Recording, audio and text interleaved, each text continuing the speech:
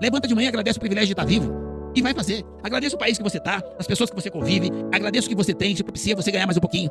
E bata a segunda meta. A minha meta de grana é o seguinte: eu tinha uma meta de bater, de conquistar um ser humano todo dia, fazer alguma coisa para outro ser humano todo dia. Desde 8 anos de idade, eu levanto de manhã com esse propósito. A segunda meta é grana. Eu levanto de Então, eu levanto de manhã para impactar uma pessoa. Quando eu tinha 8 anos, eu queria fazer diferença, eu conseguia dando café da manhã em casa para povo. Eu levanto de manhã hoje com a mesma meta, fazer diferença para uma pessoa. A segunda meta é grana, é $1. Eu tinha $1, quando eu fazia 8 anos, eu aprendi a palavra dólar. E eu ia buscar essa meta, $1 a mais. Eu trabalhava 8, 9 horas sacando carvão e 3 horas a mais para pegar o dízimo, que era $1. O tempo passou, eu fui catar latinha, a minha meta continuou $1. Hoje nós temos a maior empresa de resgate automotivo da América Latina, desmonto o caminhão a cada 3 horas e a minha meta é $1. Eu não judio de mim, eu sou apaixonado por mim. Ah, mas o vídeo tem $1? Eu já saio de casa sabendo que eu vou bater a meta, tá? $1 você acha tem dia que você ganha 100 mil, então. E no dia seguinte, pra que você vai mudar a meta?